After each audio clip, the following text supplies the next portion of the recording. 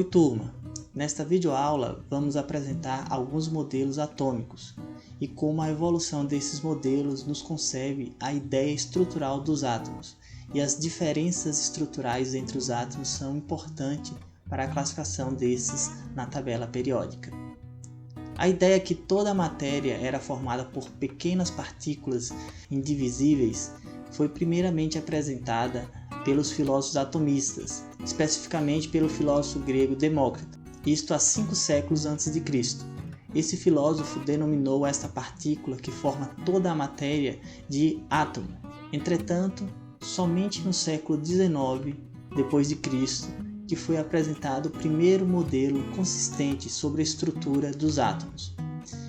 Em 1807, John Dalton apresentava o primeiro modelo atômico, baseado em conhecimentos já estabelecidos por Lavoisier e em alguns experimentos relacionando as massas dos elementos em compostos. Dalton construiu algumas hipóteses para gerar seu modelo atômico. As principais são que todos os átomos de um elemento químico são idênticos. Átomos de diferentes elementos têm massas diferentes. Compostos são a combinação específica de mais de um elemento, e em uma reação química, os elementos não são nem criados nem destruídos, eles somente trocam de parceiro para formar novas substâncias. A partir dessas hipóteses e dos experimentos, Dalton gerou um modelo atômico, em que os átomos são esferas maciças, indivisíveis, e essas esferas se combinam para formar os compostos químicos. E as reações químicas ocorrem com a combinação destas esferas. Este modelo foi conhecido como modelo de bola de bilhar. Menos de 100 anos depois do modelo de Dalton, foi construído outro modelo atômico, que explicava melhor a estrutura atômica. O físico inglês J.J. Thomson derrubou uma das ideias do modelo de Dalton, a indivisibilidade atômica. Agora o átomo não era mais uma esfera maciça, mas era formada por partículas menores, as partículas subatômicas. J.J. Thomson descobriu a primeira partícula subatômica, o elétron. Tal descoberta rendeu o Prêmio Nobel de Física para esse cientista.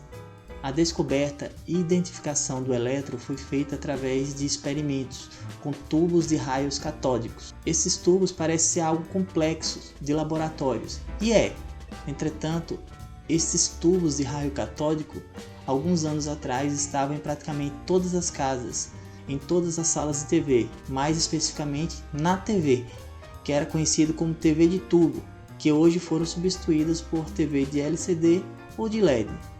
Thomson percebeu nos seus experimentos que esta partícula que ele descobriu possuía massa muito pequena, que estava presente em todos os materiais que testava, com isso seria uma partícula elementar, e que essa partícula tinha carga elétrica negativa, por isso o nome de elétron. Era de conhecimento de todos que os átomos eram eletricamente neutros. Então Thomson gerou o modelo em que os elétrons, que possuíam carga negativa, estavam mergulhados em uma esfera gelatinosa positiva, com isso gerando uma carga elétrica neutra para todo o átomo. Por isso, este modelo é conhecido como pudim de passas, onde o pudim teria carga positiva, as passas seriam os elétrons com carga negativa e o conjunto deles seria o átomo com carga neutra. Em torno de 10 anos depois do modelo de Thomson, Robert Rutherford, físico e químico britânico, apresentava uma nova ideia para a estrutura atômica. Agora o átomo possuía um núcleo. Por isso, Rutherford é conhecido como pai da física nuclear. Pelos seus estudos que geraram o modelo nuclear, ele foi premiado com o Nobel de Química. Através de um experimento em que atirava partículas alfas emitidas por elementos radioativos em uma placa fina de ouro, ele percebeu que os átomos são formados praticamente por vazios, e que praticamente toda sua massa estava concentrada em uma região muito pequena, que foi chamado de núcleo atômico. Rutherford, a partir de seus experimentos, percebeu que o núcleo era formado de uma partícula com carga positiva, pois estava repelindo as partículas alfas. Com isso, outra partícula subatômica era descoberta, o próton, que possuía uma massa muito maior que os elétrons. Com isso foi gerado o modelo atômico chamado de modelo planetário, em que praticamente toda a massa do átomo está contida em um núcleo positivo, e muito pequeno, e os elétrons negativos estavam circulando em volta do núcleo. Como o átomo tem carga neutra, para cada elétron possuía um próton. A quantidade de próton do núcleo é chamada de número atômico, representado pela letra Z, e é específico para cada elemento. Um refinamento do modelo de Rutherford foi realizado através de experimentos adicionais, no qual percebeu que a massa do átomo não era proporcional ao número de prótons. Com isso, descobriu outra partícula subatômica, com a mesma massa do próton, mais carga elétrica neutra. Essa partícula foi chamada de nêutron. Com isso, o núcleo atômico era formado por prótons e nêutrons, e a soma desses prótons e nêutrons é chamada de número de massa, representado pela letra A. Pode existir um mesmo elemento com diferentes números de massa, ou seja, o número de próton é fixo, entretanto, o número de nêutron pode variar em um mesmo elemento. Então, resumindo o modelo de Rutherford, temos que o átomo é formado por 3 partículas subatômicas: os elétrons, prótons e nêutrons. Os prótons e nêutrons estão localizados no núcleo atômico e os elétrons estão girando em torno desse núcleo.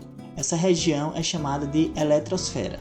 E para finalizar a nossa apresentação dos modelos atômicos, o físico Niels Bohr utilizou o modelo de Rutherford e adicionou a ideia de que os elétrons estão distribuídos em camadas específicas na eletrosfera.